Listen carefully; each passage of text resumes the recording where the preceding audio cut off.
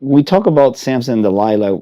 The story is pretty intricate, but we don't think about the mother. Like the mother, like we have to start there, and that's where we're starting with the mom, just to understand what she had to face how, when she took, also trusting God, through the process, because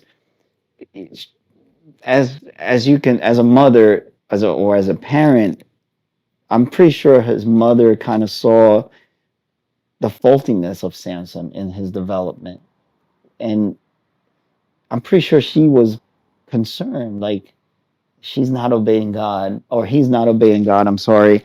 And can you just imagine, like, also conserving him for the Lord, like all the things she had to do in order to make sure that he will follow those Nazareth ways to conserve his.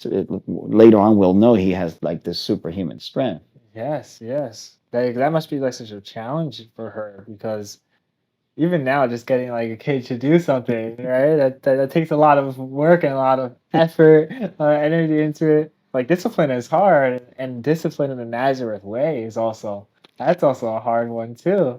Like Yeah. there were so many rules that they had to Well, he follow. couldn't drink alcohol either, if I'm not mistaken, right? No, No, anything fermented. fermented, yes, Yeah. nothing fermented.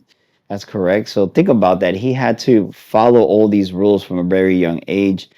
Uh, Perhaps, do you think this could have opened a little bit of that Samson to have that? Because for what I understand, he was obedient, following those steps, but then he had other vanities, such as like women. Yes, yes.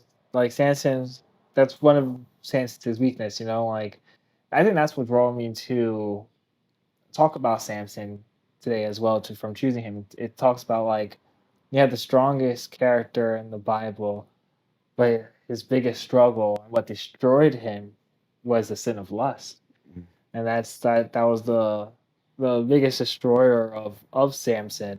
Um, and we'll talk about it more later on within Yeah, it. But yeah, I'm giving you guys like little yeah, yeah, cookie to like drop yeah. them in. Easter eggs. Yes, yes. But it's interesting because like when Samson is growing up, you got to remember like there was a lot of tensions with the Israelites, the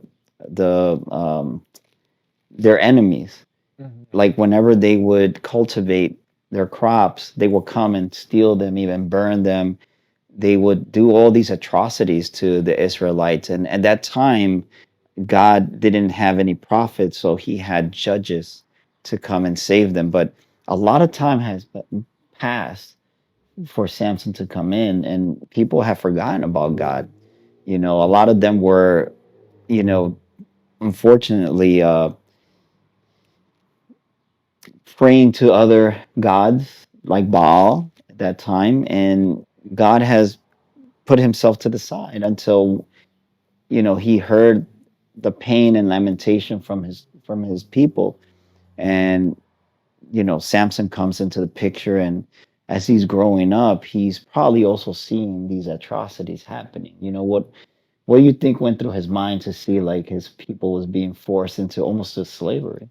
Yeah, there's some kind of like not vengeance, but a hurt, right? It's like hurt seeing your people brought into slavery, having all like being tormented by the Philistines. Like that's what the Israelites were basically going through, the torment of Philistines, and and Samson was there to redeem them. Yeah, Like redeem, or I guess like Samson was supposed to honor God yeah, through facing his enemy. yeah, it's I think it's like a little redemption in a way because it is like it is the honoring, but it's redeeming all the past dones and making new ways forward. Right? Like there's a point in the story where Samson falls in love with the Philistine woman and he asks his parents to go and get her as a bride. Because the tradition back then was you ask the parents to go and find and get the bride for you.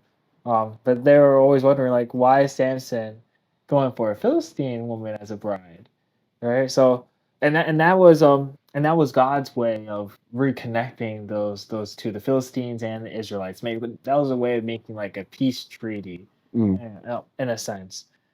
So that piece goes on, and it's during the wedding night where something happens, and it's through a riddle that Samson experienced, that kind of like brought him down, that kind of brought like a lot of rage towards the Philistines. So like there must have been some kind of peace, Mm. like must have been like not peace, but must have been some kind of like, oh, the Philistines are doing terrible things to my people, but he's not seeking revenge.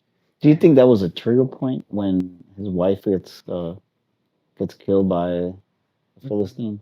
I think that was a trigger point for Samson, 100%, because it it feels there was a trust in the game that they were playing, but there was a cheat in that game where the Philistines cheated by saying they're going to kill his wife, and then his wife kind of like flipped the cards on Samson and lost kind of his trust onto it because she gave the answers over to the Philistines, and he knew that none of that was going to work up. And I think that like that was actually like God's first warning to Samson, Mm. because That's a good point of view. the way that he got his riddle was when he killed the lion. Lion, yes, Yeah. and And he ate the the- fermented honey from the lion's gut.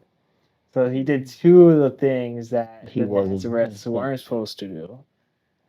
Exist. I'm trying to coexist. Exist. Yeah, I'm trying to coexist. Exist. I'm trying to coexist.